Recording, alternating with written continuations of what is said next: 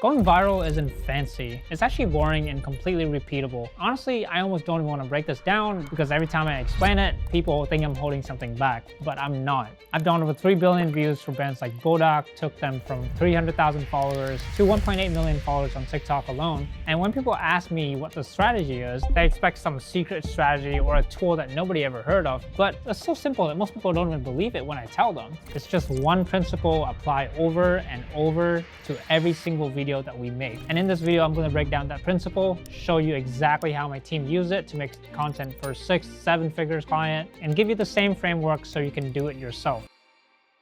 Most content fail before you even hit record. Before I show you the system, I need to talk about a few things that are holding you back right now, because most people overcomplicate content so badly that they're losing before they even turn on the camera. The algorithm is way more simple than anyone make it out to be. There's no secret hashtag, there's no ideal post time, there's no caption hack. All the algorithm does is measure one thing. Did people watch your content or did they scroll past it? If people watch it, it pushes your video out to more people. If people scroll, it buries it. Every platform works this way, and that's the entire game. So all you need to do is to make something that people won't scroll away from. But most business and creators mess this up because they treat social media like advertising. And if you treat social media like advertising, you will never go viral. Your website is where you sell. Social media is where you earn the right to sell later. The reason why brands are losing on social media is all they talk about is their product. Why would anyone care about your product while the next video on their feed is a funny video of a dog? When you're posting content online, you're not competing with your competitor content. You're competing with every single piece of content that are being pushed out on the internet. Dog videos, funny videos, memes. So the only choice you have is to make content better than any of these to get attention. So the moment you stop making content for yourself and start making content for the viewer, that's when things start working. And I had to have this conversation with almost every client I've ever worked with because they all come in wanting to talk about themselves, their product feature, their company story. I have to tell them straight up, nobody cares. Nobody cares about any of that. They care about what's valuable and entertaining to them. At the end of the day, you're trading value and entertainment in exchange for attention. If you're not holding up your end of the bargain, the algorithm does its job and buries you. So now that you understand the foundation, how do you actually figure out what your viewer wants to watch? Start by asking why. Say if you're a supplement brand, you sell a health supplement. Why does someone want to buy supplements? So they can be healthier, right? Why does someone want to be healthier? So they can improve their mood, their energy, how they look, or how they feel. So now think about that for a second. With a person that have all those goals in mind, what kind of content do they consume? What kind of content that brings them values? For example, take this supplement to fix your sleep, eat this, don't eat that. Best thing to do to reduce stress, how I ran my first marathon, how I trained for my first marathon, morning routine that changed my energy. None of these videos are about your product, but every single one of them attract the exact person who would buy your product. That's the cheat code. You're pulling people in with the content they already want, not pushing the ads that they don't care about down their throat. That's exactly what we did for Buldak. When they first came to us, they were posting product content, videos of their noodle packaging, campaigns. It was getting no attention. So we started asking the same questions. The people that are eating Buldak, what kind of content are they consuming? This is a brand with a decade-long of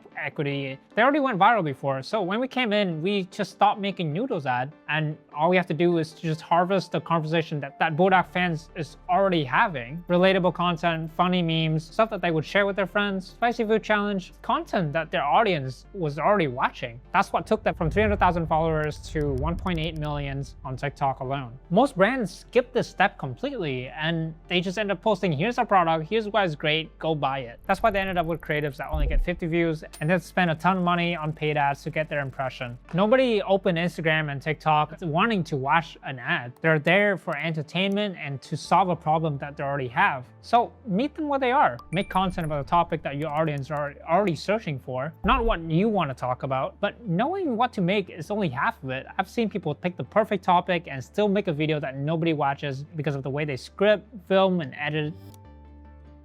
Let me walk you through the exact production rule my team follows for every single video we make. This is going to sound simple, but that's kind of the whole point. Scripting. A good edit starts before the camera rolls. You can have shit camera, zero editing skills, and your video can still blow up if the hook and the idea and the scripts are good. That is the most important part of all of this. Every video I make follows the same structure. Idea has to be a proven one. They already went viral. Hook, stop the scroll. Problem, make them feel something. The story, keep them watching. The payoff, make them glad they stayed. That's it. Say you're a restaurant and you want to make a video about your pad thai, you could title it pad thai recipe, and nobody's gonna click on that. But if the hook is Thai Express versus an actual pad thai from a Thai shop, now you have tension, now you have social proof. A reason for people to keep thinking and watching. The exact same thing happened with a client of ours, a food delivery app. We just made a video called Download Our App. Instead, we made it about the food, the experience, the story behind the delivery. First video we made hit 1.8 million views. Same product, completely different hook. If you're just scripting without a structure, you're just hoping for it to work. And hope is not a strategy. Filming. This is where I see most people waste their time. You don't need expensive gears. My first viral video was made on an iPhone 12 with no mics. The best camera is the one you already have. What you need to do is to be very intentional about what you film. Film short clips, I mean very, very short clips. Every single clip should have new information in it. The second there's no new information,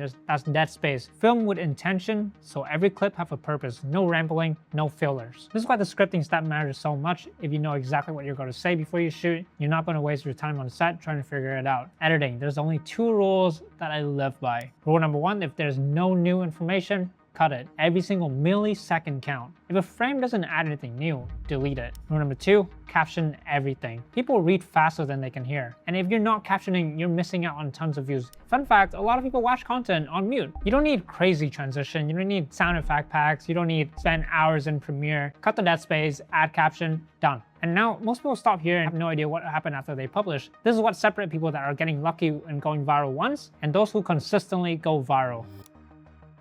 You need to actually read your metric, your analytics, not just check if a video went viral. I mean, diagnose exactly what's working and what's not. This is how our team read every single video that we publish. The videos with no views, you have a bad hook. If there's a lot of views but there's no likes, the idea wasn't interesting enough. People watched but they didn't care. No comments, you're not making people feel anything. There's no emotional reaction. Low watch time, your editing isn't tight enough. There's dead space or the pacing drop. If people are not sharing your content, you're not relatable. People didn't see themselves in it. No save, you're not providing enough values, nothing worth coming back to. Each one of these tell you exactly what to fix next time, so you don't have to guess anything. The data literally tell you. Content isn't a guessing game unless you choose to make it one. And this is how it all ties together. When something works and a video hit all those metrics, you don't have to move on to something new. You run it back. Same format, same structure, better execution, new angles or topics, over it and over again until it stopped working. That food delivery app that I mentioned earlier, where we got 1.8 million views on the first video, we make the exact same video for the second video, third videos, 600,000 views, 300,000 views. We didn't change anything. We just make the same thing with new angle each time. You're not starting over every single time you post. You're building on what's already working and getting better at it. Most people post something, it does okay, and then they go try something completely different the next day. That is not the strategy. That's starting from zero with extra step. The system is find what works, do it again, make it better, then do it again. Boring? Yeah, but boring works. And boring is how I got over 3 billion views organically. Everything I just told you, anyone can do. There's nothing stopping you from just applying this today. But knowing what to do and executing it consistently are 2 very different things. That's what I break down here on this channel. I want you to actually do this, not just understand it. Subscribe for more.